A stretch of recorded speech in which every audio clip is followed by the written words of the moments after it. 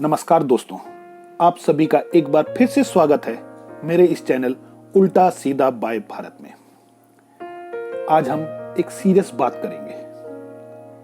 आपने भी अक्सर देखा होगा हमारे आस पड़ोस में कुछ उल्टा हो रहा है या हमारे घरों में ही कुछ उल्टा हो रहा है, लेकिन उसको देखकर हमने अपनी आंखें मूंद रखी हैं।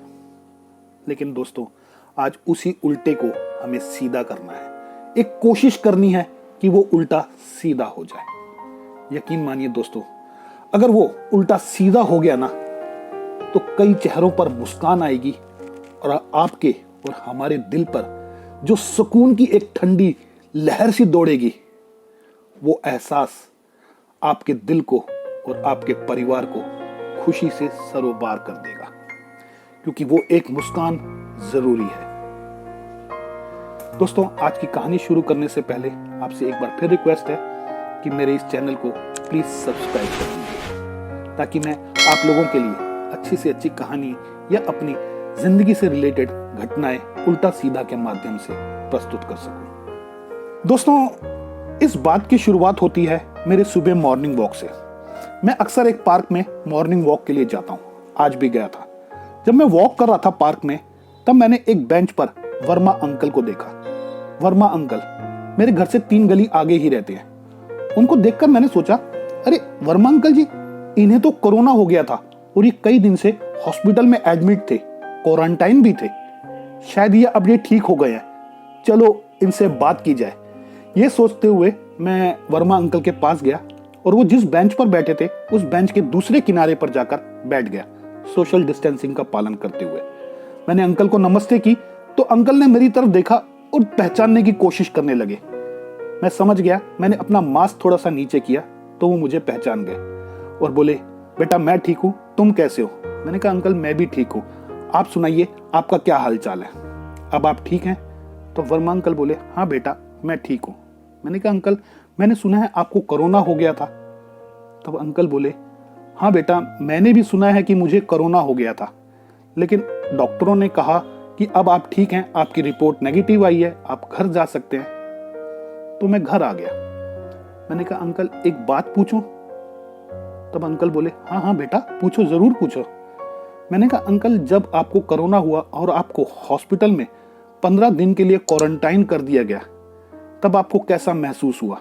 क्योंकि आपसे बात करने वाला कोई नहीं था वहां पर, चारों तरफ खाली दीवारें थी, कोई भी आपके कमरे में नहीं था। वो अकेलापन आपने कैसे कैसे बिताया? आपको खाना भी तो बाहर हॉस्पिटल के कमरे के बाहर दे दिया जाता था, आपके कमरे में कोई नहीं आता जाता था, आपसे कोई बात नहीं करता था, तब आप बोर नहीं होते थे?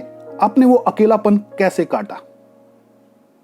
तब अंकल थोड़ी देर खामोश रहे और बोले, नहीं बेटा मैं वहां पर बिल्कुल भी बोर नहीं हुआ, मुझे अकेलापन वहां पर महसूस नहीं हुआ। मैंने कहा, अंकल कैसी बातें कर रहे हैं, आप एक इंसान हैं और इतने दिन इंसान को अगर ऐसे अकेला एक कमरे में बंद कर दिया जाए तो बोर होगा ही ना, उसे अकेलापन तो महसूस होगा ही। तब अंकल मायूस हो गए और बोले, बेटा जिस दिन से तेरी आंटी की डेथ हुई उस दिन से मैं अपने कमरे में बंद हो गया। मेरे बच्चे भी तो अपने कामों में व्यस्त हो गए, मुझसे कोई बात नहीं करता, बच्चों के बच्चे भी मेरे कमरे में नहीं आते, मेरे बच्चे भी मेरे कमरे में नहीं आते।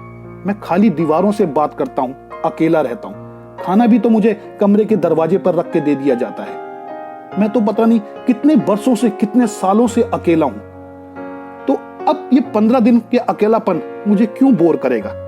ये 15 दिन तो मेरे लिए बहुत छोटे से दिन थे, बहुत कम दिन थे, मैं तो वर्षों से अकेला हूं। अंकल की बात सुनकर मैं खामोश हो गया। तब अंकल ने एक बात कही जो मेरे दिल को चुभ गई। अंकल ने कहा, लेकिन बेटा इस 15 दिन में अकेला रहने के बाद मैं आज समझ गया हूं कि असल में क्वारंटाइन क्या होता है। आज मुझे पता चला, इस अकेलेपन को ही, जो अकेला रहना होता है, उसको ही क्वारंटाइन कहते हैं। ये लोगों ने अभी तो शब्द उठाया है क्वारंटाइन कोरोना के बाद, लेकिन हम जैसे बुजुर्ग तो ये क्वारंटाइन कितने सालों से सहन कर रहे हैं। आज पता चला इस अकेले रहने को ही क्वारंटाइन कहते हैं। और अंकल चुपचाप बैठ गए। मैं अंकल की बात सुनकर उनसे कुछ नहीं कह सका और चुपचाप वहां से उठा, नमस्ते करके और चल दिया। दोस्तों रास्ते में सोचता जा रहा था कि वाकई इस अकेलेपन को क्वारंटाइन कहते हैं। हमारे आसपास हमारे कितने ही बुजुर्ग ना जाने कितने समय से क्वारंटाइन है। ये कोरोना की बीमारी तो ठीक हो जाएगी, चली जाएगी, और शायद ये क्वारंटाइन का शब्द कोरोना के साथ साथ चला जाए, लेकिन उन बुजुर्गों का क्वारंटाइन कब जाएगा जो ना जाने कितने सालों से अपने घर में ही क्वारंटाइन है, अकेलेपन की बीमारी से ग्रस्त हैं। मैं दोस्तों एक बात आपसे कहना चाहता हूं, बस आपके आसपास आपके घर में कहीं भी कोई बुजुर्ग अगर इस तरह के अकेला रह रहा है, इस तरह के क्वारंटाइन में रह रहा है, तो एक बार उसको क्वारंटाइन से मुक्त कर दीजिए, उसे समाज में वापस ले आइए, उसे एहसास दिला दीजिए कि आपका अकेलापन, आपका आज क्वारंटाइन खत्म होता है। दोस्तों उनके चेहरे पर जो मुस्कान आएगी ना, वो आपके दिल को सुकून देगी, आपके परिवार को सुकून देगी, और बुजुर्गों का आशीर्वाद तो आपके साथ हमेशा ही रहता है, चाहे वो खुश हो चाहे वो दुखी हो। बस दोस्तों आज मैं इतना ही कहना चाहता हूं कि इन बुजुर्गों का क्वारंटाइन खत्म कीजिए और उन्हें एक मुस्कुराहट वाला जीवन दीजिए। दोस्तों आपको ये मेरी कहानी कैसी लगी, मेरी ये घटना कैसी लगी? यदि अच्छी लगी है तो प्लीज इसे लाइक कर दीजिए और अपने दोस्तों के साथ इस बात को शेयर जरूर कीजिए। मैं चाहता हूं कि इसके शेयर होने के बाद कम से कम 1 या 2 बुजुर्ग भी अगर अपने क्वारंटाइन से मुक्त हो जाते हैं तो मैं समझूंगा कि मैं सफल हुआ अपनी बात कहने में, अपनी बात समझाने में। और दोस्तों बस एक रिक्वेस्ट और, यदि आपने मेरे इस चैनल को सब्सक्राइब नहीं किया है तो प्लीज कर दीजिए। फिर मिलता हूं अगली किसी नई घटना के साथ, नई कहानी के साथ, उल्टा सीधा में। नमस्कार।